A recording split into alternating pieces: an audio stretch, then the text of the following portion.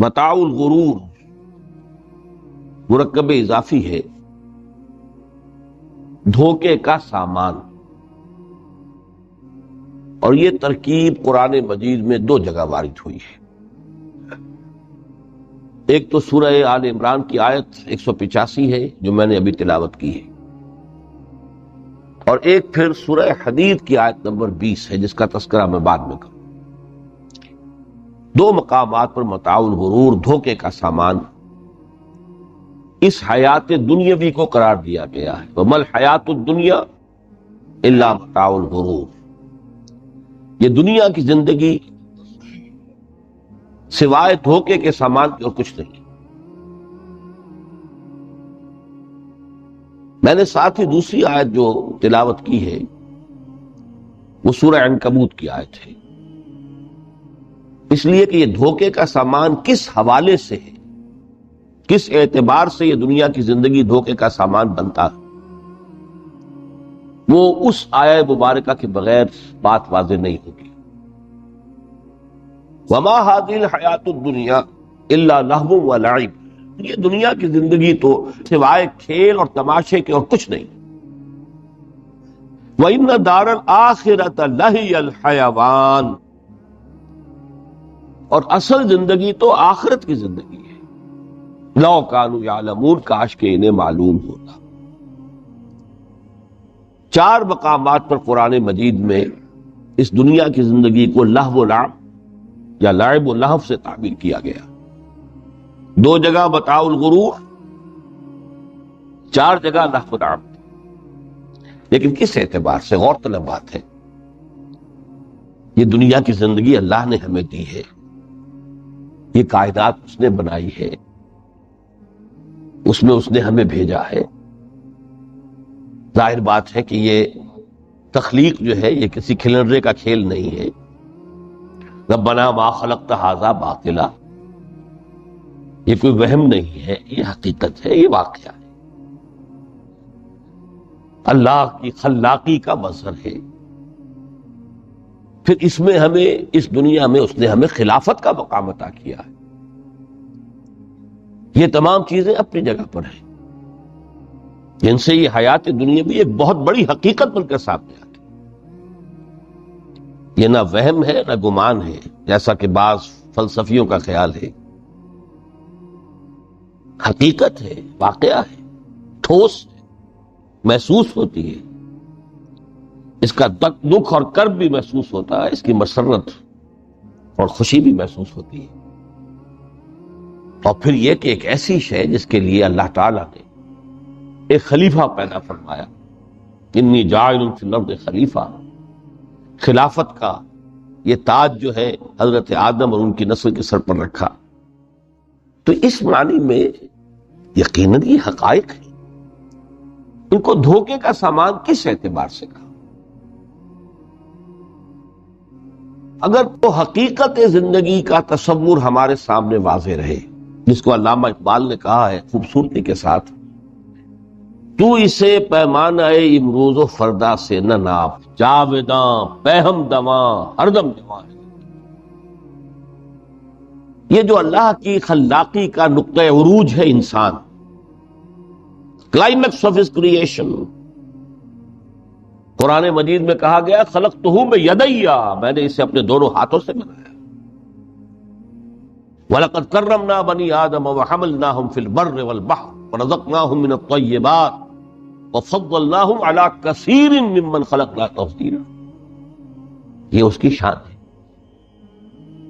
جس کے بارے میں دو جگہ فرمایا فَإِذَا سَوَّيْتُهُ وَنَفَخْتُ فِيهِ مِن رُوحِي، یہ روحی مرکب اضافی، خاص اللہ اپنی ذات کی طرف اس روح کو منسوب کر رہا ہے جو حضرت آدم میں پھونکی گئی، روحی، جب میں اس میں اپنی روح میں سے پھونک دوں فَقَعُوا لَهُ سَاجِدِينَ، تو گر پڑنا اس کے سامنے سجدے میں۔ اور آپ کو معلوم ہے قرآن مجید میں کس شد و مت سے اور کس تکرار کے ساتھ یہ بات واضح کی گئی کہ تمام ملائکہ سجدے میں گر گئے، نو ایکسیپشن۔ فَسَجَدَ الْمَلَائِكَةُ كُلُّهُمْ أَجْمَعُونَ، تین الفاظ جو ہیں تاکید کے لیے، سجدہ کیا الملائکہ، حصر ہے، الف لام لام حصر ہے، تمام فرشتوں نے سجدہ کیا۔ پھر کہیں تمہیں مغالطہ نہ رہ جائے کہ شاید جبرائیل نہ ہو اور بڑے نہ اسرافیل، نہیں، کلہم، سب کے سب۔ پھر مزید کہیں تمہیں شبہ نہ رہ جائے، اجمعون، سب نے سجدہ کیا۔ وہ انسان جو ہے اس کی زندگی یہ 30 35 40 50 60 70 80 برس نہیں ہے، اس کی زندگی بہت طویل ہے، بہت طویل ہے۔ میں آج اس حیات انسانی کے دو پہلو تو وہ ہیں جو اکثر لوگوں کے علم میں ہیں۔ حیات دنیاوی یعنی دنیا میں پیدائش سے لے کر موت تک، یہ ایک وقفہ ہے۔ پھر یہ کہ اس کے بعد حیات اخروی ہے جس کا آغاز ہو جائے گا عالم برزخ سے، پھر بعث بعد الموت ہے، پھر حیات اخروی، یہ سب جانتے ہیں۔ لیکن یہ کہ اس دنیا میں آنے سے پہلے بھی ہم ایک زندگی گزار آئے، اور بدقسمتی سے اس کا تصور بہت کم لوگوں کو حاصل ہے۔ اور عہد حاضر کے جو ریشنلسٹ قسم کے عقلیت زدہ میں کہتا ہوں انہیں، یا عقلیت گزیدہ، عقلیت سے ڈسے ہوئے لوگ، وہ ان چیزوں سے اباع کرتے، دور بھاگتے۔ ہماری پہلی تخلیق ہوئی تھی عالم ارواح، الارواح جنود مجندہ، لشکروں کے لشکر تھے۔ آدم سے لے کر آخری انسان جو دنیا میں پیدا ہوگا قیامت تک، سب کی ارواح عالم ارواح میں پیدا کر دی گئی۔ وہاں عہد لیا گیا، الست بربکم قالوا بلا، کیا میں تمہارا رب نہیں ہوں، مالک نہیں؟ ہم سب نے عہد کیا تھا، کیوں نہیں؟ شہیدنا، ہم گواہ، یہ عہد الست۔ اور ظاہر بات ہے کہ عہد جو ہوتا ہے جب تک انسان کو اپنی ذات کا شعور نہ ہو، خود شعوری نہ ہو۔ آپ دنیا میں معاہدہ کرتے ہیں تو کہتے ہیں کہ بقائمی ہوش و حواس میں یہ عہد کر رہا ہوں، معاہدہ کر رہا ہوں، تو ظاہر بات ہے کہ اس وقت ہم تھے اور ہوش و حواس کے ساتھ تھے، خود شعوری کے ساتھ تھے، لیکن صرف ارواح تھی، جسد نہیں تھے۔ اور یہی ہے وہ مقام جس کے بارے میں حضور نے سے جب پوچھا گیا کہ متى وجبت لک النبوۃ یا رسول اللہ، اللہ کے رسول آپ کو نبوت کب ملی؟ تو آپ نے فرمایا والآدم بین الماء والطین، ابھی آدم کا حیولہ جو ہے ابھی گارا گوندھ ہی رہا تھا، پانی اور گارے کے درمیان ہی تھے آدم، کہ میں اس وقت بھی نبی تھا۔ عالم خلق کا ابھی آغاز نہیں ہوا، ابھی عالم ارواح میں بھی جو تمام ارواح ہیں وہ اپنی امتیازی شان کے ساتھ ہیں۔ روح محمدی صلی اللہ علیہ وسلم، جس سے اگر نور محمدی کہیں تو غلط نہیں ہے، اس لیے کہ ارواح کا جو مادہ تخلیق ہے وہ نور ہے، جیسے فرشتوں کا مادہ تخلیق نور ہے۔ مسلم شریف میں حضرت عائشہ صدیقہ رضی اللہ تعالی عنہ سے روایت موجود ہے، اللہ نے فرشتوں کو نور سے پیدا کیا۔ روح، فرشتے روح ہیں، ارواح ہیں، روح القدس، روح الامین، اور ارواح انسانیہ بھی روح ہے، یہ سب ان کا مادہ تخلیق نور ہے۔ اس وقت ہم پیدا کیے گئے، صرف ارواح کی شکل میں ہم سے عہد لیا گیا اور پھر سلا دیا گیا۔ یہ پہلی موت تھی جو ہم پر وارد ہوئی ہے اس دنیا میں آنے سے پہلے،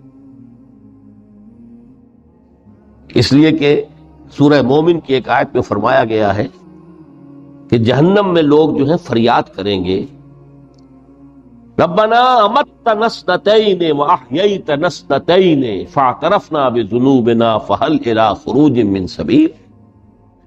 اے اللہ، تو نے ہمیں 2 مرتبہ مارا، 2 مرتبہ زندہ کیا،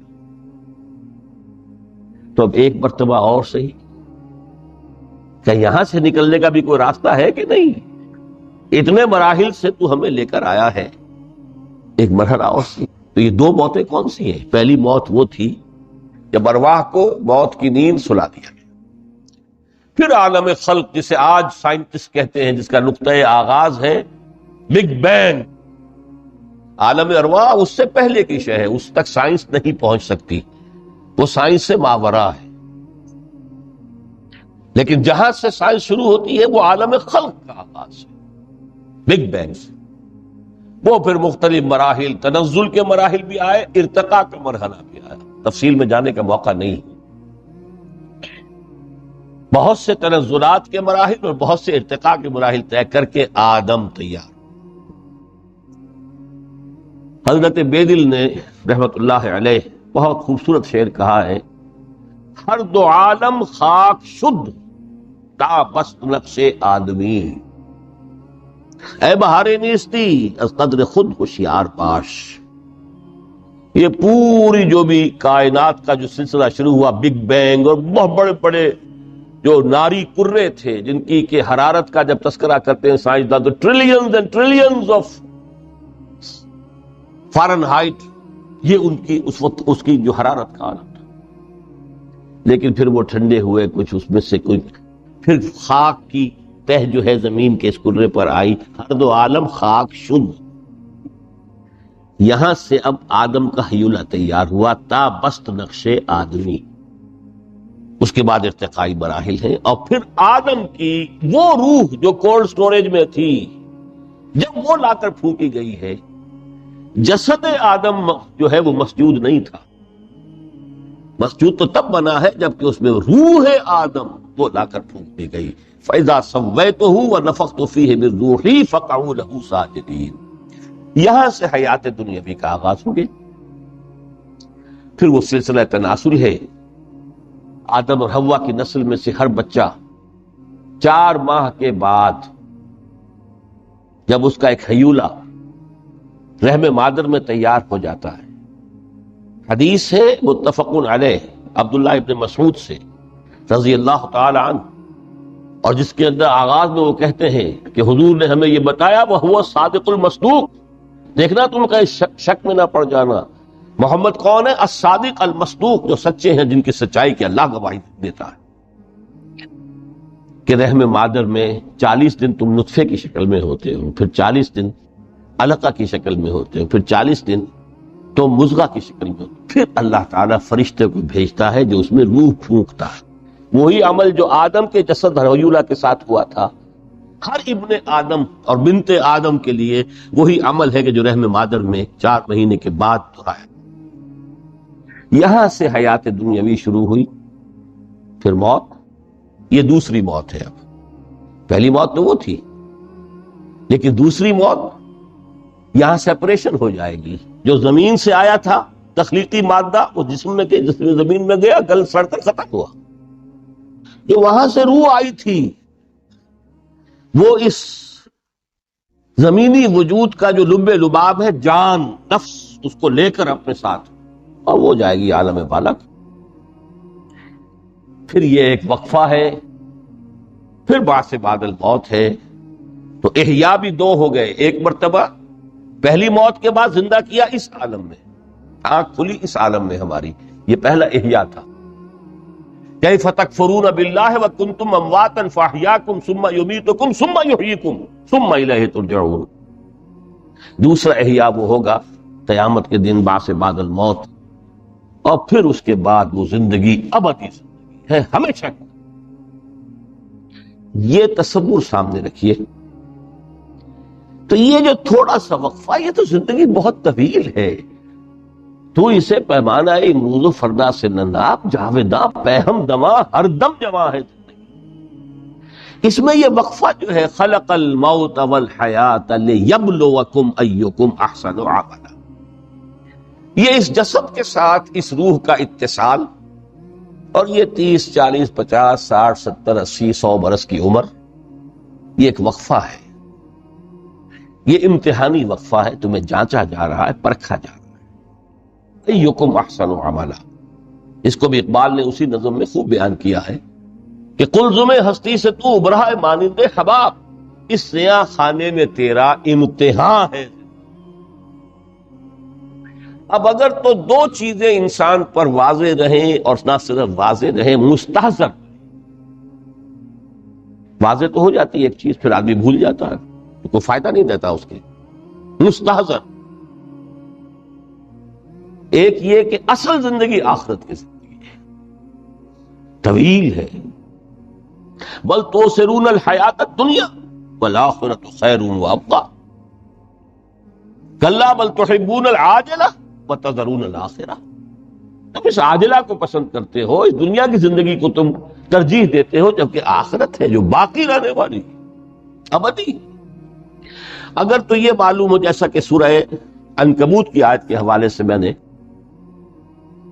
آپ کو آیت سنائی کہ وما هذه الحیات الدنیا الا لہو ولعب وان الدار الاخرۃ لہی الحیوان لو کانوا یعلمون. اصل زندگی جو ہے وہ آخرت کی زندگی ہے، کاش کہ انہیں معلوم ہوتا. ایک حقیقت تو یہ معلوم ہو اور مستحضر رہے کہ اصل زندگی آخرت کی زندگی ہے، اور دوسری حقیقت یہ کہ یہ دنیا کی زندگی ایک امتحانی وقفہ ہے. قلزم ہستی سے تو ابرا ہے مانند حباب، اس زیاں خانے میں تیرا امتحان ہے. یہ مستحضر رہے تو اس کا نتیجہ کیا نکلے گا؟ انسان دنیا پرست نہیں بنے گا. متاع ہے دنیا، برتنے کی چیز ہے. وما هذه الحیات الدنیا الا متاع، برتنے کی چیز ہے، برتو اسے. اب میں یہاں آپ کو کچھ حدیثیں بھی سنا دینا چاہتا ہوں. ایک حدیث میں حضور نے عجیب نقشہ کھینچا ہے. مالی ولی دنیا، لوگوں مجھے تمہاری اس دنیا سے کیا سروکار؟ انما مثلی کراکب استظل تحت شجرۃ ثم راح فترکها. میری مثال تو اس سوار کسی ہے جو تھوڑی دیر کے لیے کسی درخت کے سائے میں سستانے کے لیے رک جاتا ہے. وہ اس درخت کو اپنی منزل نہیں سمجھتا، اپنا گھر نہیں سمجھتا، تھوڑی دیر کا سستانا ہے. پھر وہ اس درخت کو خیر بات کہتا ہے، اپنا راستہ لیتا ہے، اپنی منزل کی طرف رواں ہو جاتا ہے. بس اتنا تعلق، منزل یاد رہے. چنانچہ ایک دوسری بڑی پیاری حدیث ہے، بہت مختصر بھی ہے. انما الدنیا خلقت لکم وانتم خلقتم للآخرہ. دیکھو یہ دنیا تمہارے لیے بنائی گئی ہے. خلق لکم ما فی السماوات وما فی الارض، قرآن مجید کہتا ہے. اس لیے میں نے کہا تھا خلافت ہمیں دینی تھی تو سب کچھ ہمارے لیے بنایا گیا. یہ محفل سجائی گئی ہے ہمارے لیے، یہ سب ہمارے لیے بنایا گیا. پورے عالم کو مسخر کیا گیا ہمارے لیے. سخر لکم، سورج بھی، چاند بھی، ہر چیز تمہارے لیے مسخر کی گئی ہے. انما الدنیا خلقت لکم وانتم خلقتم للآخرہ. لیکن تمہاری تخلیق ہوئی ہے، تمہیں بنایا گیا ہے، تمہیں پیدا کیا آخرت کے لیے. یہ منزل یاد رہے. میرا ٹھکانہ وہ ہے، میرا گھر وہ ہے، میری منزل وہ ہے. یہ راہ گزر ہے، یہ سفر ہے، یہ ایک وقفہ ہے، امتحانی وقفہ ہے. خلق الموت والحیات لیبلوکم ایکم احسن عملا. لیکن اب تیسری حدیث سنیے، اور یہ ہے وہ کہ جو اس دنیا کو، جو میں نے شروع میں کہا تھا، بڑی ٹھوس حقیقت ہے. یہ اللہ کی تخلیق ہے، سنجیدہ تخلیق ہے. ہم نے کوئی کھیل کود کے لیے تو نہیں بنایا ہے. ربنا ما خلقت ھذا باطلا. حضور فرماتے ہیں الدنیا مزرعۃ الآخرہ، دنیا آخرت کی کھیتی ہے. یہاں بوؤ گے تو وہاں کاٹو گے، یہاں بوؤ گے نہیں تو کاٹو گے کیا خاک. اس اعتبار سے غور کیجئے، یہ دنیا اور حیات دنیاوی کا ایک ایک لمحہ ایک بڑی عظیم حقیقت بن کر سامنے آتا ہے. ہماری حیات دنیاوی کا ایک ایک لمحہ ابدی ہے، پوٹینشلی. کیوں کہ اس میں جو کچھ ہم کما رہے ہیں اس کے نتائج ابدی زندگی پر پھیلے ہوئے ملیں گے. تو گویا کہ یہ جو ہے، یہ گھڑی محشر کی ہے، طور سے محشر میں ہے. پیشتر غافل عمل کوئی اگر دفتر میں ہے، یہاں کا ایک ایک لمحہ تمہارے لیے بہت قیمتی ہے. یہاں بو، محنت کرو، کاشت کرو تاکہ وہاں کاٹ سکو. الدنیا مزرعۃ الآخرہ. اب دیکھیے یہ جو انداز ہے قرآن کا، وما الحیات الدنیا الا متاع الغرور، جو ہماری گفتگو کا آج عنوان ہے، اس کے دو نتیجے نکلتے ہیں عملاً. ایک نتیجہ جو صحیح ہے، جو قرآن نکالنا چاہتا ہے، جس کی طرف اسلام رہنمائی کرتا ہے، ایک ہے بالکل منفی نتیجہ جس کی اسلام نفی کرتا ہے۔ وہ منفی نتیجہ کیا ہے؟ دنیا دھوکے کی ٹٹی ہے، چھوڑو گھر گرہستی کو، دفع کرو، رب سے لو لگانی ہے، یہ شادی کر کے اور گھر گرہستی کا کھکیڑ بول لینا، کہاں ایک پیٹ کا پالنا، کہاں 10 پیٹ لگ جائے پیچھے، اسی میں آدمی جو ہے گم ہو کر رہ جاتا ہے۔ لہذا گھر گرہستی کو چھوڑو، تجدد کی زندگی گزارو۔ تو یہ تمدن ہر جگہ شر ہے، برائی ہے، دھوکہ ہے، فریب ہے، جھوٹ ہے، دفع ہو جاؤ، جاؤ کہیں پہاڑوں کی چوٹیوں پر، کہیں غاروں میں، گفاؤں میں، کہیں جنگلوں میں دھونی روا۔ یہ ہے اس کا ایک منطقی نتیجہ جو نکلا ہے دنیا میں، اور تقریباً تمام مذاہب عالم میں نکلا ہے۔ رہبانیت جس کی جس شد و بد کے ساتھ نفی کی ہے محمد رسول اللہ صلی اللہ علیہ وسلم، لا رہبانیت فی الاسلام، اسلام میں کوئی رہبانیت نہیں، نفی ہے، مکمل نفی، لا رہبانیت فی الاسلام۔ فرمایا کہ النکاح من سنتی، یہ میری سنت ہے، میرا طریقہ ہے، گھر گرہستی کی زندگی اختیار کرنا یہ میری سنت ہے۔ 3 صحابہ پر کچھ اسی طرح کا غلبہ ہو گیا تھا۔ صحابہ میں ہر طرح کے لوگ تھے، ان میں وہ لوگ بھی تھے کہ جو بڑے ریشنلسٹ تھے، عقل کے حوالے سے بات سمجھنے والے۔ حضرت عمر کو ہم کہہ سکتے ہیں کہ سر خیل تھے ان کے، رضی اللہ تعالی۔ کچھ درویش منش لوگ بھی تھے، کچھ پر یہ تقویٰ کا اور درویشی کا بہت زیادہ غلبہ ہو گیا تھا، مغلوب الحال ہم انہیں کہہ سکتے ہیں۔ حضرت عبداللہ ابن عمرو بن العاص رضی اللہ تعالی عنہما، ایک عجیب سائملٹینیس کنٹراسٹ ہے باپ اور بیٹے میں۔ عمرو بن العاص بہت بڑے سیاستدان، مدبر، عرب نے چوٹی کے جو 3 سیاستدان پیدا کیے ان میں سے ایک عمرو بن العاص ہے، واریر، کانکرر، سیاستدان۔ لیکن عبداللہ ابن عمرو بن العاص بالکل درویش، روزانہ روزہ ساری رات کھڑے ہیں، نہ بیوی سے کوئی سروکار، نہ کسی سے کچھ۔ حضور کو اطلاع ملی، بلا لیا، جواب طلبی ہو گئی، یا عبداللہ اولا مخبر انک تصوم الدہر وتقوم اللیل، اے عبداللہ مجھے یہ خبر دی گئی ہے تم ساری رات کھڑے رہتے ہو، روزانہ روزہ رکھتے ہو۔ کیا کہتے ہیں؟ جی حضور ایسا تو ہے۔ لا تفعل، مت کرو ہرگز۔ فإن لنفسك عليك حقا وإن لزوجك عليك حقا وإن لزورك عليك حقا، دیکھو تم پر تمہارے اس جسم کا اور نفس کا بھی حق ہے، اسے آرام بھی دو، اس کی ضروریات بھی پوری کرو، اس کی دیکھ بھال بھی کرو، یہ بھی تمہارے پاس امانت ہے اللہ کی۔ پھر تم پر تمہاری بیوی کا حق ہے۔ کسی صحابی نے دیکھا تھا حضرت عبداللہ ابن عمرو بن العاص کی بیوی کو کہ وہ بالکل جیسے کہ میلی کچیلی حالت میں تھی۔ پوچھا یہ کیا حال بنا رکھا؟ ان کا کہ آپ کے دوست کو تو کوئی غرض ہے ہی نہیں سرے سے، ظاہر بات ہے ایک مسلمان بیوی اور کس کے لیے وہ سگار کرے گی جب شوہر ہی کو کوئی دلچسپی نہ ہو، صرف سے غرض ہی نہ ہو۔ لا تفعل، رات کو سو بھی، دیکھو مجھے میں رات کو سوتا بھی ہوں، نماز پڑھتا بھی ہوں، میں روزے رکھتا بھی ہوں، نافلے بھی کرتا ہوں، دیکھو زیادہ سے زیادہ ہفتے میں 2 دن روزے رکھ لیا کرو۔ تو حضور مجھے اور تھوڑی سی اجازت، اچھا 1 دن ناغا، 1 دن روزہ، صوم داؤد، اس سے آگے کی اجازت نہیں۔ اسی طرح 3 حضرات سراسراہتن آتا ہے حدیث میں، بخاری شریف کی روایت ہے، ان پر بھی کوئی ایسا ہی غلبہ ہوا رہبانیت کا، ترک دنیا کا۔ انہوں نے آ کے ازواج مطہرات سے معلوم کیا آپ کتنی رات نماز پڑھتے ہیں، کتنا دو سوتے ہیں، مہینے میں کتنے آپ روزے رکھتے ہیں نفلی۔ انہوں نے کوئی، وہاں تو کھلی کتاب تھی سیرت محمد صلی اللہ علیہ وسلم، جو کچھ تھی حقیقت بیان کر۔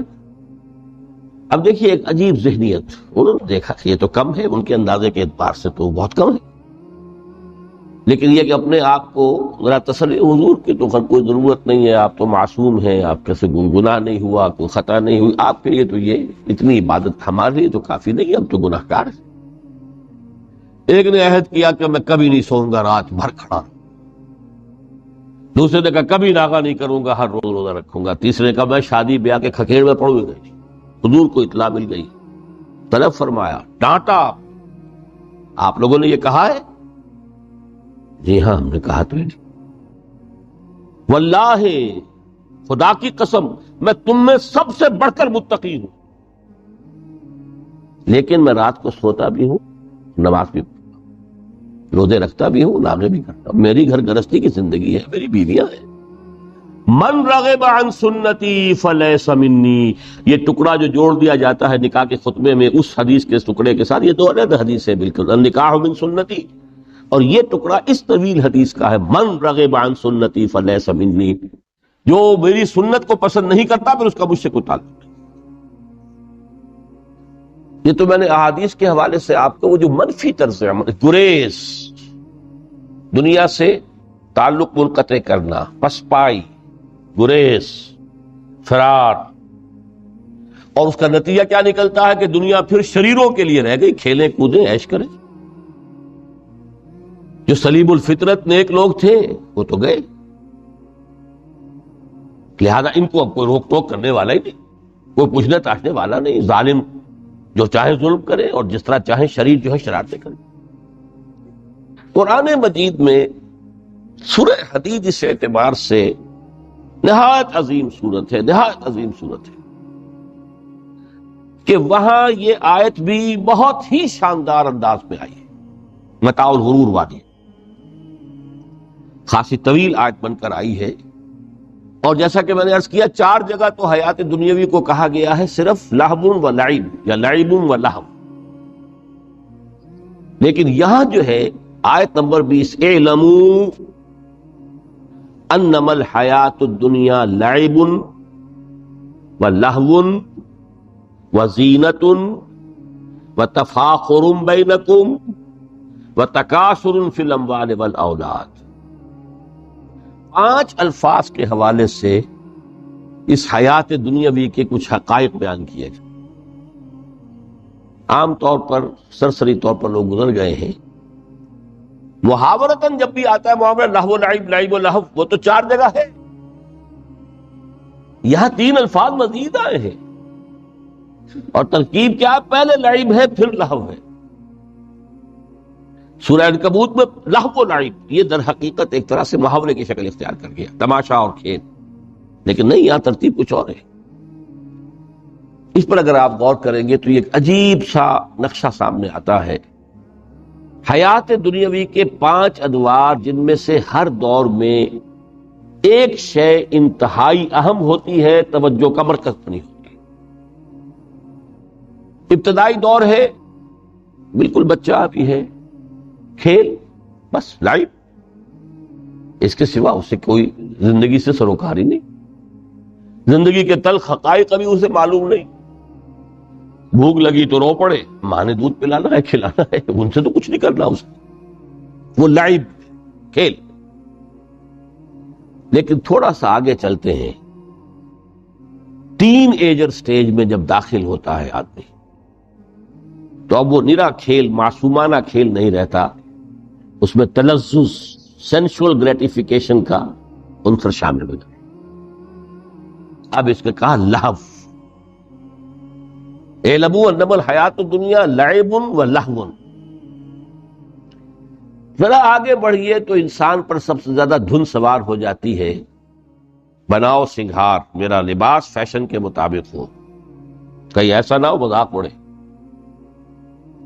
اپنے لباس کے بارے میں بہت کانشیس ہوگا، اپنے ہیئر کٹ کے بارے میں بہت کانشیس ہوگا، ہر چیز کے بارے میں بہت کانشیس، زینت، بناؤ سنگھار، آرائش، زیبائش۔ اس سے ذرا آگے گئے، تکاثر فی الاموال والاولاد، تفاخر بینکم، یہ سمجھیے کہ تقریباً 30 برس کی عمر جب انسان کی ہوتی ہے، اب فخر تفاخر، یا دولت پر فخر ہوگا، یا نسب پر فخر ہوگا، یا اپنی کسی سیاسی حیثیت پر فخر ہوگا، اپنی چودراہٹ پر فخر ہوگا. تفاخر بینکم، جس میں جان میں چونکہ توانائی ہوتی ہے، قوت ہوتی ہے، لیکن اس کے بعد جب عمر ڈھلی بڑا ریئلسٹک ہو جاتا ہے انسان. پھر یہ جو چوتھی سٹیج تھی، اس میں تو یہ کہ مونچھ نیچی نہ ہو، چاہے سب کچھ میں اپنا خرچ کر دوں، داؤ پہ لگا دوں، لیکن مونچھ نیچی نہیں ہوگی. آخری سٹیج وہ ہوتی ہے کہ پھر ہوکا لگ جاتا ہے آدمی کو، تکاثر فی الاموال والاولاد، مال اور اولاد کی کثرت کثرت کثرت. اب یہ ہوتا ہے کہ مونچھ نیچی کیا، مونڈ بھی دی جائے تو کوئی حرج نہیں، مال آنا چاہیے. Very realistic. اور اسی حال میں انسان ہوتا ہے. آخری پارے کی صورت نے پھر اس میں ایڈ کر کے اس کے اوپر مہر لگا دی، الہاکم التکاثر حتی زرتم المقابر. یہ تکاثر جو ہے پیچھا نہیں چھوڑتا. اتنی دولت بھی ہے کہ آپ کی 10 نسلیں کھا سکے اطمینان سے بیٹھ کر، تب بھی صبر نہیں. بڑے میاں کی ٹانگیں جو ہے وہ قبر میں لٹکی ہوئی ہیں، لیکن تکاثر جو ہے، تکاثر مال، وہ پیچھا نہیں چھوڑتا. حتی زرتم المقابر، یہاں تک کہ قبروں تک جا، قبر میں اتار دیا جائے، جب تک ٹانگیں صرف لٹکی ہوئی ہیں اس وقت تک نہیں. اس کے بعد تشبیہ دی ہے کہ یہ حیات دنیاوی کا جو ایک سائیکل ہے، اعلموا انما الحیات الدنیا لعب ولہو وزینۃ وتفاخر بینکم وتکاثر فی الاموال والاولاد. اب اس کو کمپیئر کیا ہے پلانٹ کنگڈم میں جو سائیکل چل رہا ہے. یہ ہمارا سائیکل ہے 60-70 برس کا. بچہ پیدا ہوا، خوشیاں منائی گئیں، پھر وہ لڑکپن سے، پھر ٹین ایجر سٹیج سے، پھر جوانی ہے، پھر ادھیڑ عمر ہے، اور پھر بڑھاپا ہے، اور پھر قبر میں اتارا جانا ہے. لیکن یہ کہ پلانٹ کنگڈم میں سائیکل چلتی ہے. کمثل غیث اعجب الکفار نباتہ ثم یہیج فتراہ مصفرا ثم یکون حطاما. یہ 4 سٹیج ہیں.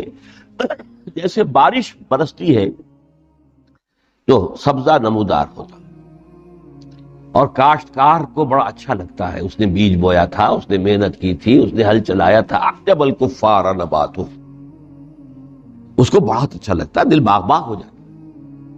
جیسے آپ کے یہاں بیٹا ہوا، پوتا ہوا، خوشیاں مناتے ہیں آپ.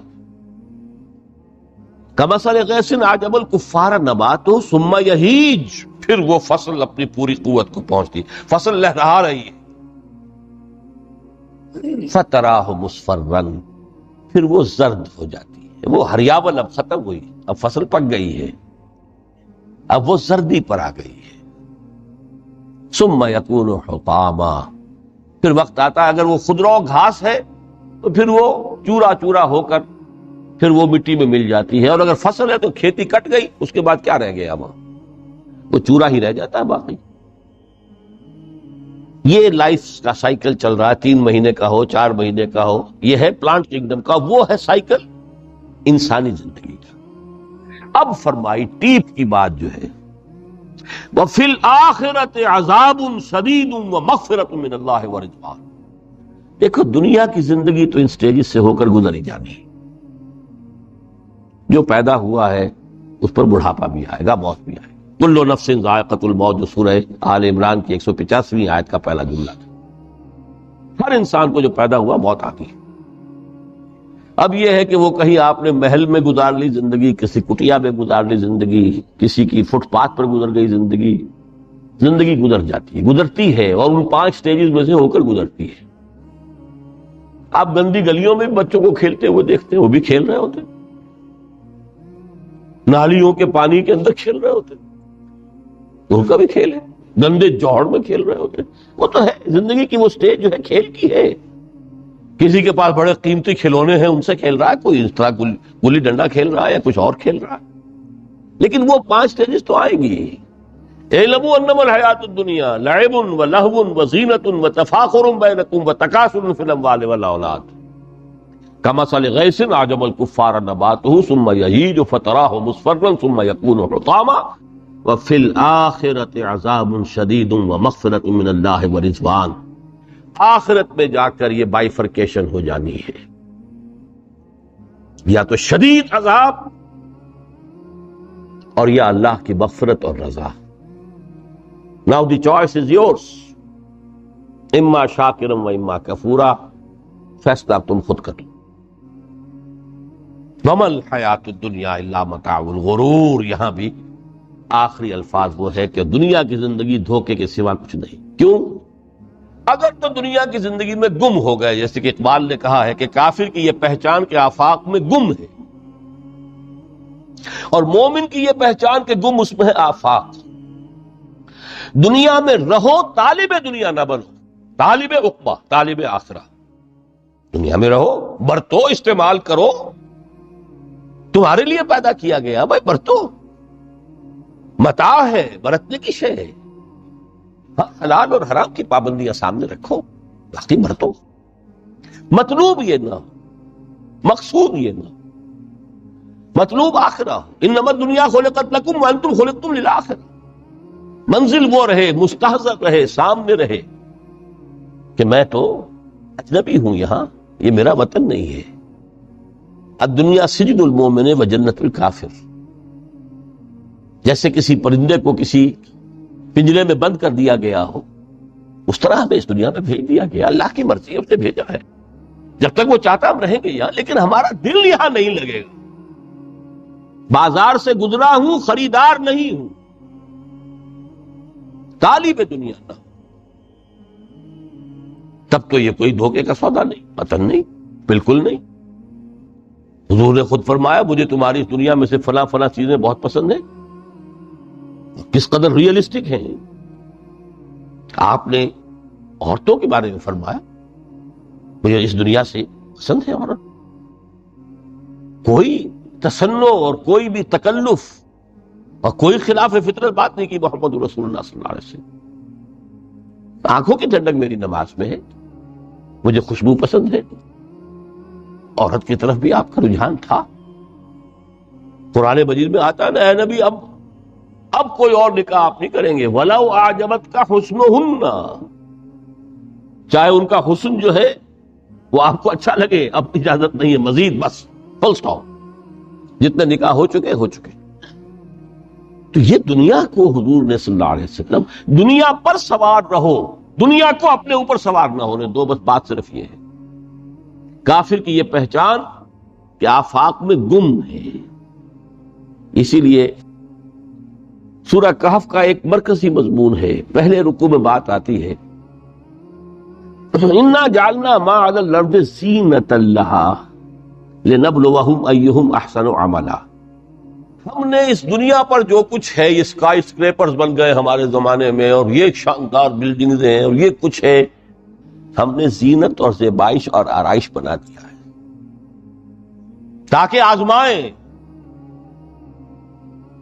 انہی کے حسن کے شکار ہو جاتے ہو اور ان کے پرستار بن کر رہ جاتے ہو.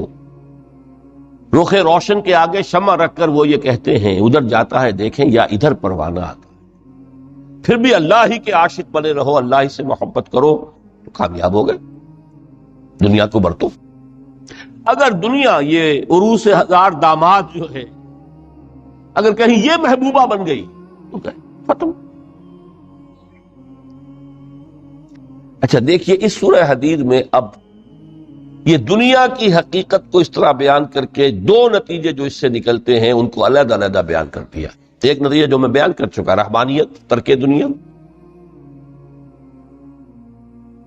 اس کی نفی کرتے ہوئے فرمایا وَلَقَدْ أَرْسَلْنَا نُوحًا وَإِبْرَاهِيمَ وَجَعَلْنَا فِي ذُرِّيَّتِهِمَا النُّبُوَّةَ وَالْكِتَابَ فَمِنْهُمْ مُهْتَدٍ وَكَثِيرٌ مِّنْهُمْ فَاسِقُونَ ثُمَّ قَفَّيْنَا عَلَىٰ آثَارِهِمْ بِرُسُلِنَا وَقَفَّيْنَا بِعِيسَى ابْنِ مَرْيَمَ وَآتَيْنَاهُ الْإِنْجِيلَ وَجَعَلْنَا فِي قُلُوبِ الَّذِينَ اتَّبَعُوهُ رَأْفَةً وَرَحْمَةً وَرَهْبَانِيَّةً ابْتَدَعُوهَا مَا كَتَبْنَاهَا عَلَيْهِمْ. اصل مضمون یہ تھا جس کے لیے تمہید اتنی لمبی باندھی. ہم نے نوح کو بھیجا، ابراہیم کو بھیجا، ان کی اولاد میں ہی نبوت اور کتاب رکھ دی، پھر ان کے نقش قدم پر ہم نے اٹھایا عیسیٰ ابن مریم کو، انہیں انجیل دی، اور جو لوگ ان پر ایمان لائے ان کے دلوں میں رحمت اور رافت کے جذبات پیدا کر دیے، انسانی ہمدردی. حضرت عیسیٰ کا جو اپنا مزاج تھا، ظاہر بات ہے کہ آپ کے حواریین اور آپ پر ایمان لانے والوں میں اسی کا ایک عکس پیدا ہونا تھا، لہذا وہ ایک خاص کیفیت. لیکن فرمایا ایک شے کیوں انہوں نے بدعت کے طور پر ایجاد کر لیا، وَرَهْبَانِيَّةً ابْتَدَعُوهَا مَا كَتَبْنَاهَا عَلَيْهِمْ. رہبانیت کی انہوں نے بدعت ایجاد کر لی، یہ انہوں نے کی ہے، ہم نے یہ ان پر فرض نہیں کی تھی. یہ ہے وہ منفی نتیجہ. گریز، خانقاہوں میں جا کر بیٹھ جاؤ، موناسٹسزم، تجرد کی زندگی گزارو. نتیجہ اس کا کیا نکلتا ہے کہ بظاہر راہب اور راہبائیں رہ رہی ہیں اور رہ رہے ہیں، اور اندر جو حرام کاری کے بازار چل رہے ہیں، اور تہخانوں کے اندر حرامی بچوں کی قبروں کے قبرستان بنے. ہسٹری آف کرسچین موناسٹسزم پر کتابیں پڑھ لیجیے، خود انہوں نے اپنے سارے جو ہیں بخیے ادھیڑ کر خود رکھ دیے. یہ رہبانیت، یہ اسلام کا راستہ نہیں ہے. احادیث کے حوالے سے میں آپ کے سامنے پہلے بیان کر چکا ہوں. میں بعد میں تھوڑا سا عرض کروں گا کہ ہمارے ہاں بھی یہ رسم کیوں آئی اور کیسے آئی. الحمدللہ اس درجے میں نہیں جس درجے میں کہ کرسچینٹی میں آئی ہے، الحمدللہ ثم الحمدللہ، لیکن کسی درجے میں اگر آئی ہے تو کیوں آئی ہے یہ میں بعد میں عرض کروں گا. لیکن اس کا مل حیات الدنیا الا متاع الغرور کا دوسرا نتیجہ کیا ہے؟ پہلا نتیجہ تھا گریز کا، پسپائی کا، فرار کا، معاشرے سے نکل بھاگنے کا، تاکہ معاشرے میں اشرار کھل کھیلیں، جو چاہے کریں. ایک راستہ یہ ہے، ترک دنیا کے معنی ہیں ترک لذات دنیاوی، آسائشوں کو ترک کرنا. سختیاں جھیلنا کس لیے؟ تاکہ دنیا سے ظلم کا خاتمہ، باطل کا تختہ الٹ دیا جائے، ظلم کا استیصال. ظاہر بات ہے ظالم آسانی سے ظلم نہیں چھوڑے گا. ایکسپلائٹر واعظ و نصیحت سے اپنے ایکسپلائٹیشن سے باز نہیں آئے گا.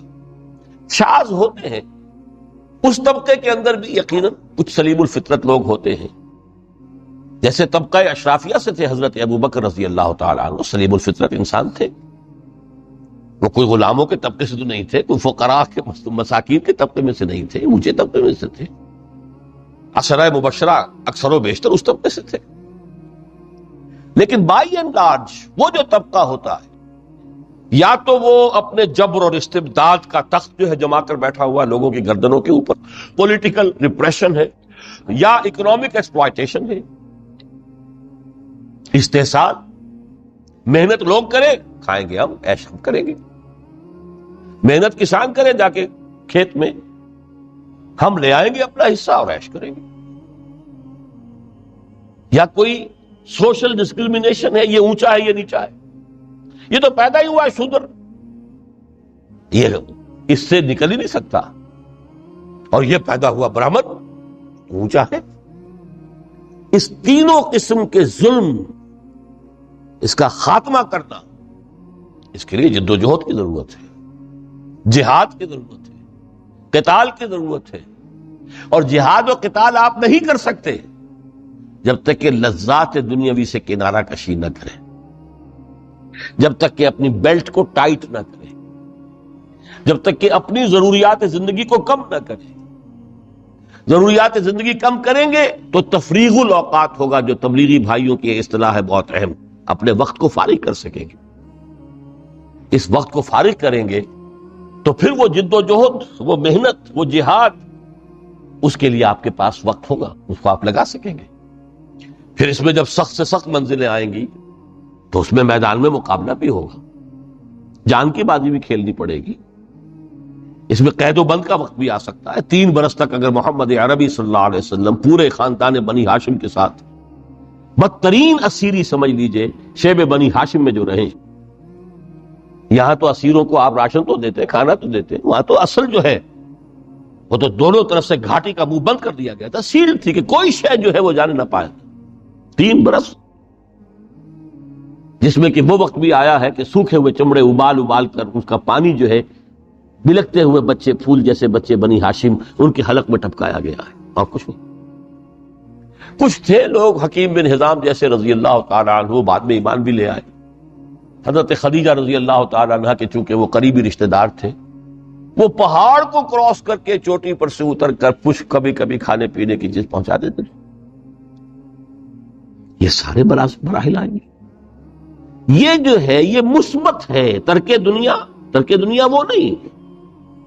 ترک دنیا سے مراد دنیا کی لذتوں سے، دنیا کی آسائشوں سے، ان سے آدمی اپنے آپ کو پیچھے ہٹائے، ان کو چھوڑے، ان کو ترک کرے، تاکہ اپنا وقت، اپنا مال، اپنی صلاحیتیں صرف کر سکے. کس کام کے لیے؟ اب اس کے لیے دیکھیے آیت نمبر 25 ہے یہ سورہ حدید کی. لقد ارسلنا رسلنا بالبینات، ہم نے اپنے رسولوں کو بھیجا واضح چیزوں کے ساتھ. بینہ وہ شے جو از خود ظاہر ہو. آفتاب آمد، دلیل آفتاب. جب سورج طلوع ہو گیا وہ خود اپنے وجود پر دلیل ہے، اس کے لیے کسی اور اضافی دلیل کی ضرورت نہیں کہ سورج موجود ہے، وہ تو ہے، سب کو نظر آ رہا ہے. تو بینات سے مراد معجزے بھی ہیں، اور وہ تعلیم جو ہے بنیادی دین کی کہ جو فطرت انسانی کی جانی پہچانی ہوئی ہے،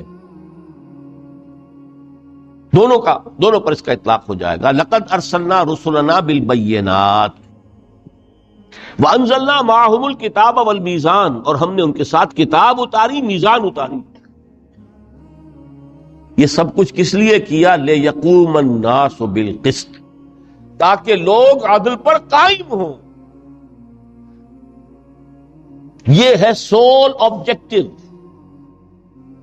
یہ نہیں بس ہماری کتاب پڑھ لیا کرے، ختم قرآن ہو گیا، اللہ اللہ دعا مانگ لی، چھٹی.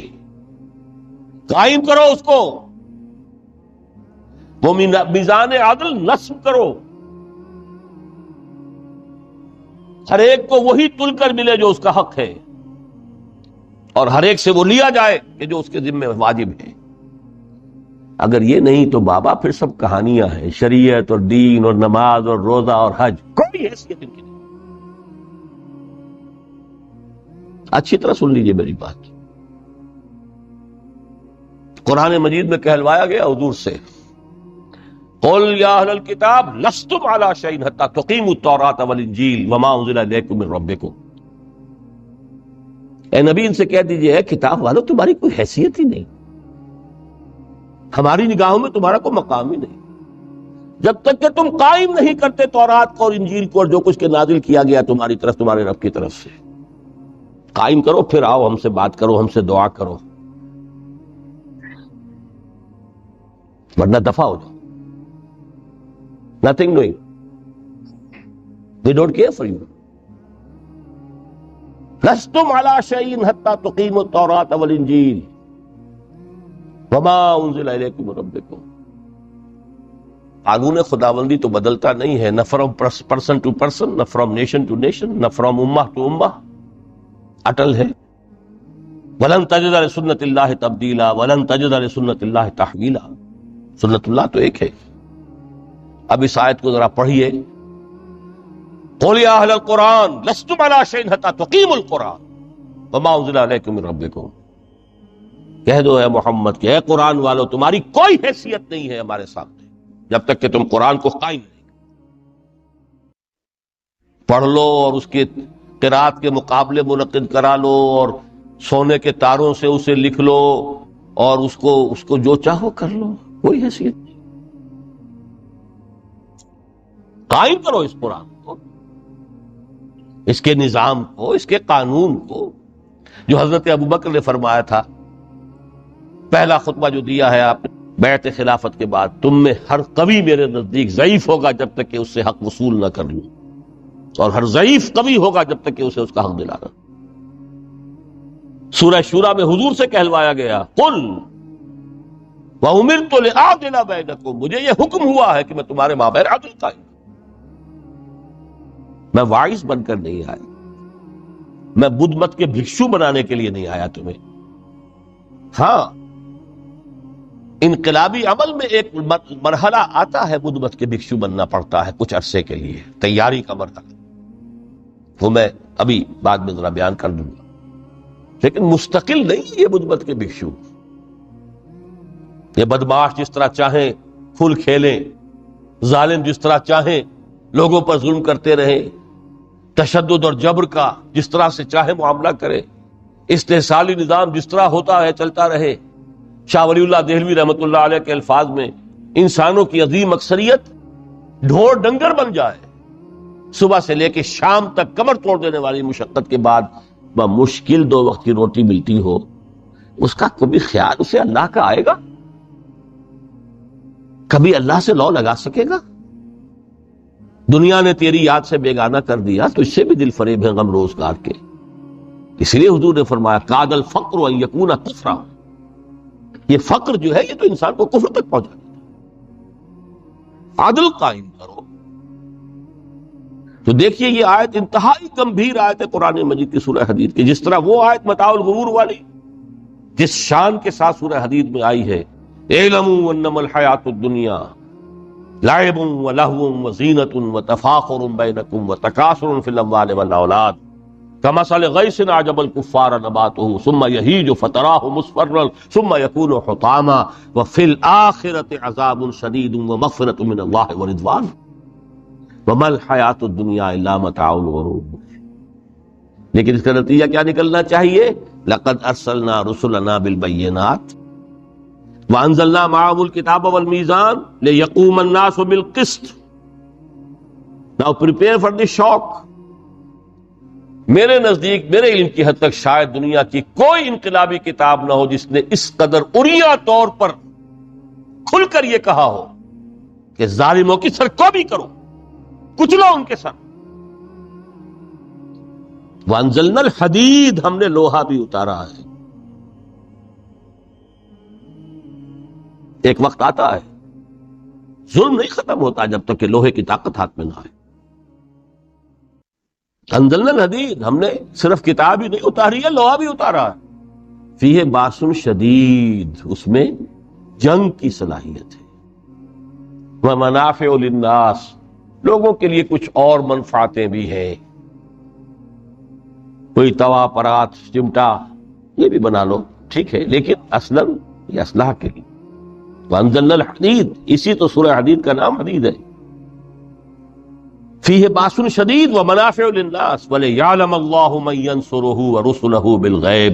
اللہ دیکھنا چاہتا ہے کون ہے اس کے وفادار بندے تو اس لوہے کی طاقت کو ہاتھ میں لے کر مدد کرتے ہیں اس کی اور اس کے رسولوں کی غیب میں ہونے کے باوجود. ان اللہ قوی عزیز، ویسے اللہ قوی ہے، عزیز ہے. آنے واحد میں کفر کو ختم کر دے جب چاہے، آنے واحد میں ظالموں کا ظلم جو ہے وہ ختم کر کے رکھ دے. وہ سب کچھ کر سکتا ہے. لیکن پھر تمہاری آزمائش کیسے ہوگی؟ کیسے معلوم ہوگا ہوز ہو، کس کا کیا مقام تھا، کس کے پاس کتنا یقین کا سرمایہ تھا، کس کے ایمان کی گہرائی اور گہرائی کا کیا عالم تھا، کس نے ہمارے دین کے لیے کیسی کیسی قربانیاں جھیلی ہیں. یہ ہے ترک دنیا جو موسٹ پروفاؤنڈ ہے، نتیجہ خیز ہے، خیر کو وجود میں لانے کے لیے ہے. لیکن اس کی مثالیں موجود ہیں. حضرت مصعب بن عمیر رضی اللہ تعالی عنہ ایام جاہلیت میں کہا جاتا ہے ان کا جوڑا جو ہے شام سے تیار ہو کر آتا تھا. جیسے کبھی مشہور ہے کہ پنڈت نہرو کا بھی کپڑے سل کر آتے تھے پیرس سے. موتی لال نہرو کا بیٹا، اور موتی لال نہرو وہ تھا کہ وائس رائے کی پہلی کار آئی ہے ہندوستان میں تو دوسری کار موتی لال کی آئی. اس کا بیٹا، اس کے کپڑے پیرس سے سل کر آتے. مصعب بن عمیر کے کپڑے شام سے تیار ہو کر آتے، اور وہ ہمیشہ عطر میں بسے ہوئے ہوتے تھے.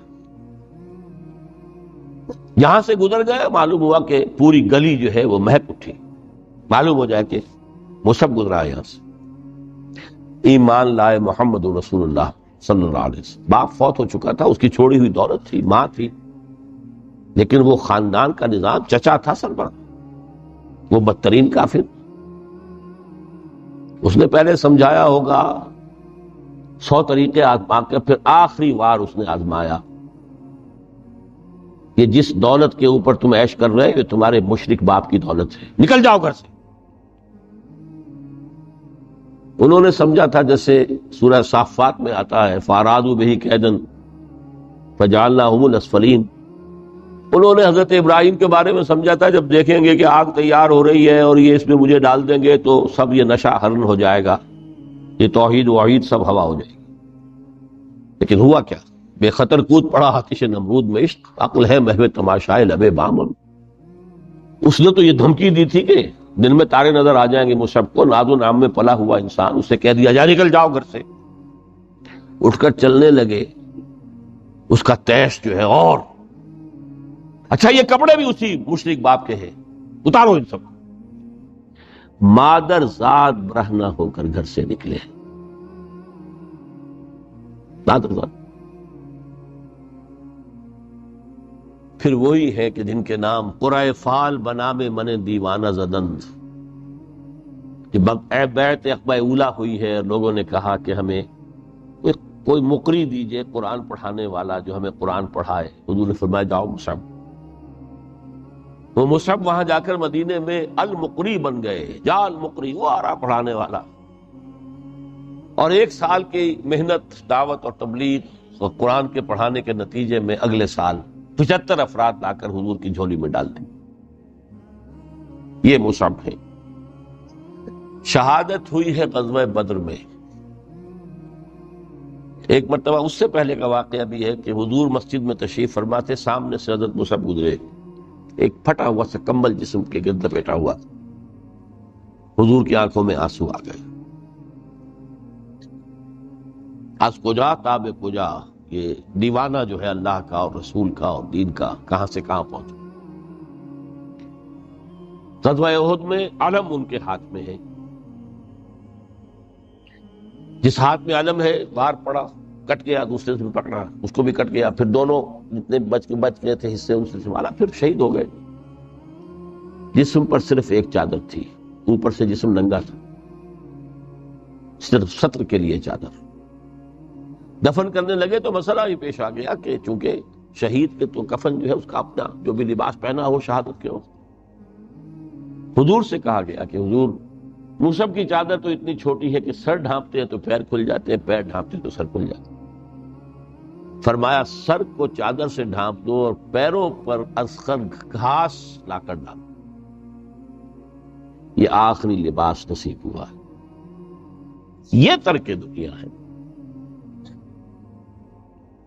ترک دنیا بئی معنی مثبت عمل کے لیے، جہاد کے لیے، قتال کے لیے، اللہ کی راہ میں جد و جہد کے لیے، اپنے معاشی معاملے کو پیچھے رکھنا، کم کرنا، کم سے کم تر کرتے چلے جانا، اور زیادہ سے زیادہ وقت، زیادہ سے زیادہ مال، زیادہ سے زیادہ صلاحیت نکالتے چلے آنا دین کی جد و جہد کے لیے۔ یہ ہے در حقیقت کہ جو ترک دنیا ہے پروفاؤنڈ، نتیجہ خیز، ظلم کے استحصال کے لیے، حق کا بول بالا کرنے کے لیے، عدل کے نظام کو برپا کرنے کے لیے یہ جد و جہد کی جائے، یہ ہے مثبت نتیجہ کہ جس کی طرف قرآن ہمیں لانا چاہتا ہے۔ ورنہ آج اقبال نے جو کہا کہ اسی قرآن میں ہے اب ترک جہاں کی تعلیم، جس نے مومن کو بنایا مہو پرویں کا امیر۔ ہمارے ہاں بھی وہ خانقاہی نظام آیا، اگرچہ اس درجے نہیں آیا، یہ واقعہ ہے۔ کرسچین منسٹسزم نے جس طرح کی شکل اختیار کی تھی وہ ہمارے یہاں نہیں آیا، اللہ کا فضل ہے، اللہ کا شکر ہے، لیکن آیا ضرور ہے۔ وہ چیزیں مراقبے ہیں، ذکر ہیں، اشغال ہیں، پھر یہ کہ اس کے لیے یہ لطائف ہیں، جہاں حضور نے نہیں سکھایا کہ 5 لطائف ہیں، 6 لطائف ہیں، ہر ایک کی کوئی روشنی علیحدہ ہے، کوئی نیلی ہے، کوئی پیلی ہے، ٹھیک ہے، ہوگی، میں یہ نہیں کہتا کہ نہیں ہے۔ آکلٹ سائنسز کی اپنی ایک حقیقت ہے، لیکن ہمیں اس سے روک دیا گیا۔ یہ چیزیں ہمارے ہاں کیوں آئی ہیں؟ یہ ہے اصل میں کچھ لوگ جو اس پورے تصوف کے سلسلے کو کہہ دیتے ہیں کہ یہ ہے ہی خلاف اسلام اور یہ غلط ہے اور یہ بالکل ایک نیا دین ہے. نہیں، یہ بات پوری ہمدردی کے ساتھ سمجھنا چاہیے کہ یہ کیوں آیا. دیکھیے، اصل جو سلوک محمدی تھا صلی اللہ علیہ وسلم، جو تصوف محمدی تھا، وہ تو یہ تھا جہاد، دعوت، جہاد، دین کا غلبہ، تن من دھن لگا دو. اسی میں ترک دنیا بھی آ گیا. اس لیے فرمایا لا رہبانیت فی الاسلام الا جہاد فی سبیل اللہ. اسلام کی رہبانیت یہی جہاد فی سبیل اللہ ہے. آخر لذتیں چھوڑنی پڑتی ہیں نا، گھروں کی آسائشیں چھوڑیں گے تبھی تو جائیں گے، میدان میں آئیں گے. اس حوالے سے جب خلافت راشدہ کا نظام ختم ہوا اور اب ایک ملوکیت کے دور کا آغاز ہو گیا، 3-4 اٹمپٹس ہوئی ہیں اس کو ٹھیک کرنے کی. حضرت حسین ابن علی رضی اللہ تعالیٰ عنہ میدان میں آئے، شہید ہو گئے، دنیاوی اعتبار سے ناکام ہو گئے. عبداللہ ابن زبیر آئے رضی اللہ تعالیٰ عنہ، کچھ تھوڑی سی کامیابی ہوئی، سسٹین نہیں کر سکے، وہ بھی شہید کر دیے. پھر حضرت زید آئے، پھر نفس زکیہ آئے، کوئی کوشش کامیاب نہیں.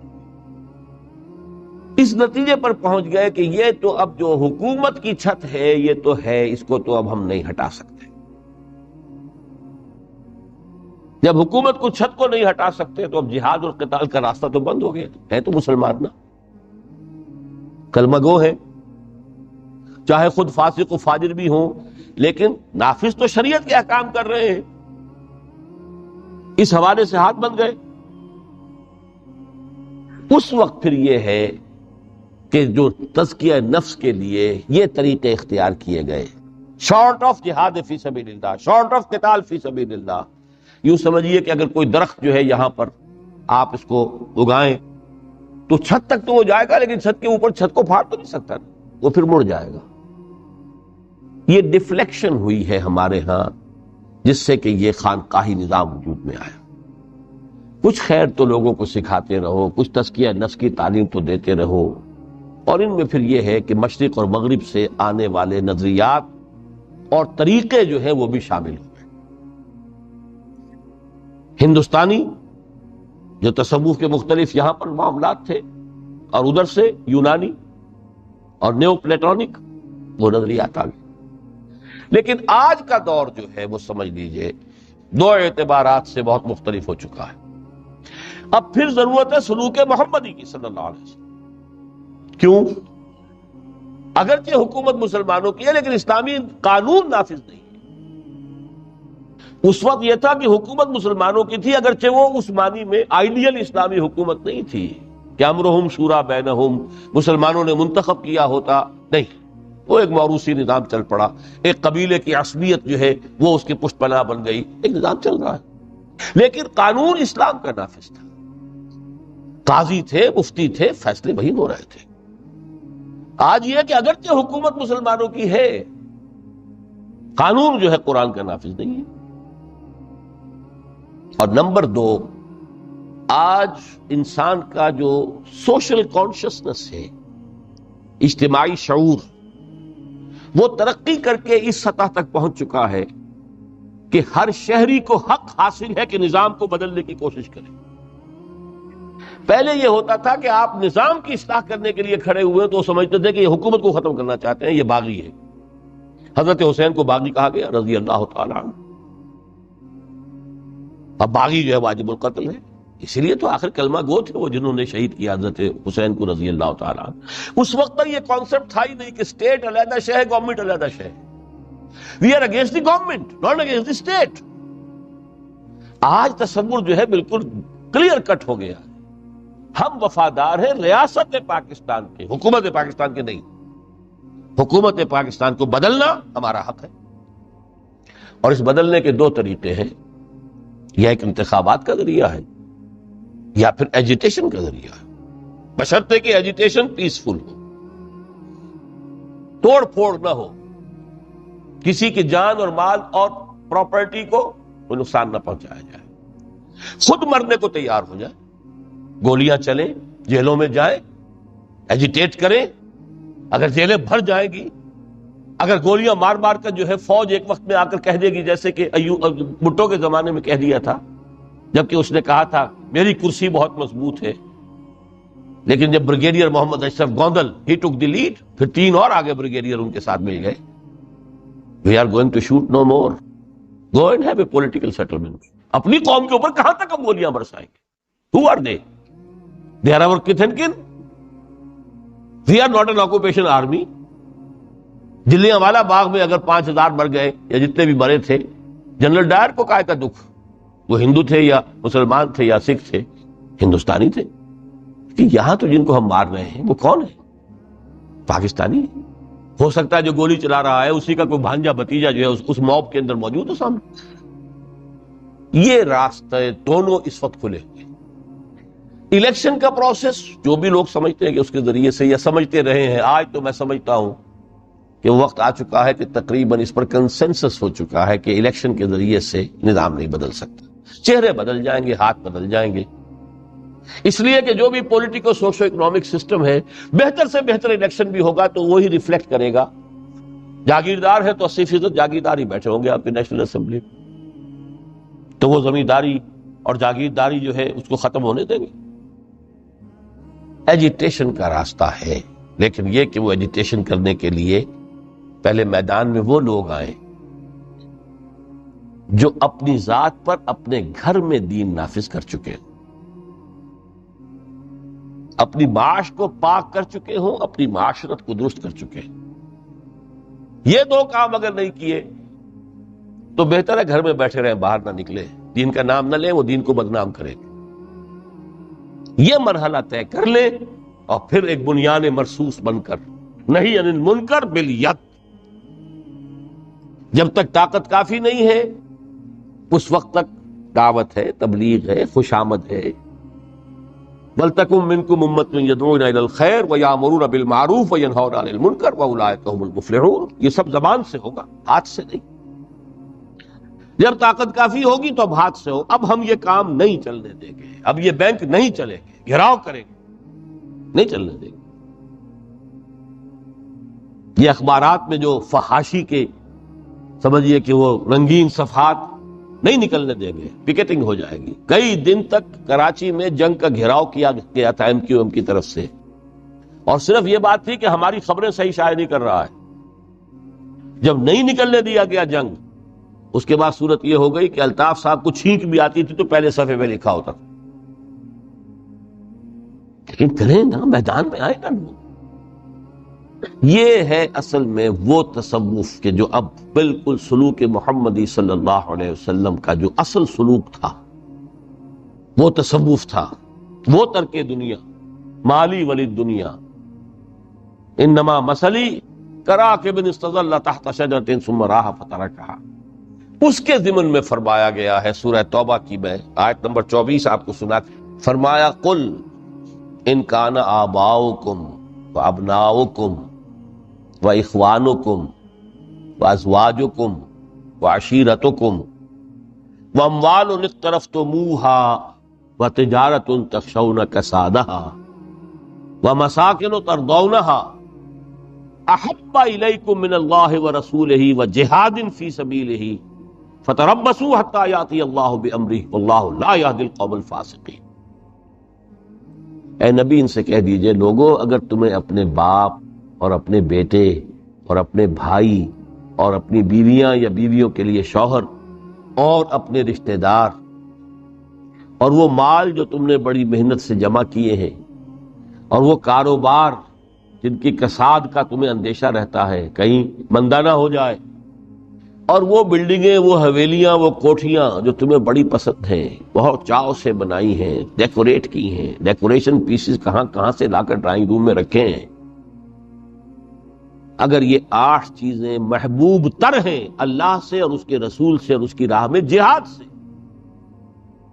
فتربصوا، تو جاؤ انتظار کرو، دفع ہو جاؤ، بیٹھو ادھر، حتی یاتی اللہ بامرہ، یہاں تک کہ اللہ اپنا فیصلہ سنا دے. واللہ لا یہدی القوم الفاسقین، اللہ ایسے فاسقوں کو ہدایت نہیں دیتا۔ یہ ہے ترک دنیا، یہ ساری محبتیں جو ہے جیسے علامہ اقبال نے کہا، یہ مال و دولت دنیا، یہ رشتہ و پیوند، بتان وہم و گما لا الہ الا اللہ۔ مال و دولت دنیا کی تین چیزیں لے لی، وہ مال جو تم نے جمع کیے، ایسیٹس تمہارے، وہ کاروبار جن کا کہ تمہیں اندیشہ ہوتا ہے کہ کساد نہ ہو جائے، اور وہ تمہاری بلڈنگیں حویلیاں جو تمہیں بڑی محبوب ہیں، مال و اسباب دنیا۔ اور رشتہ و پیوند 5 گنوا دیے، باپ، بیٹا، بھائی، زوج یا زوجہ اور رشتہ دار۔ اگر یہ محبوب تر ہے اللہ سے، اس کے رسول سے، اس کی راہ میں جہاد سے، تو جاؤ دفع ہو، فتربصوا، گو اینڈ ویٹ، یہاں تک کہ اللہ اپنا فیصلہ سنا دے۔ اللہ ایسے یہ فاسق جو ہیں ان کو زبردستی ہدایت نہیں دیتا، اللہ کا قاعدہ ہی نہیں، ہدایت اس کو دیتا ہے جو طالب ہدایت۔ تو متاع الغرور اس معنی میں کہ دنیا کی کوئی شے اور اس کی محبت ہمارے راستے میں بیڑی بن کر ہمارے پاؤں میں نہ پڑ جائے، اس راستے سے، دعوت دین اور اقامت دین کی جد و جہد سے۔ اگر یہ ہے تو یہ متاع الغرور ہے، دھوکہ ہے، فریب ہے۔ اگر یہ نہیں ہے، اس راستے پر آپ چل رہے ہیں، تو دنیا برتنے کی چیز ہے، استعمال کرو، دنیا ہی تو کھیتی ہے، یہی محنت کرو گے۔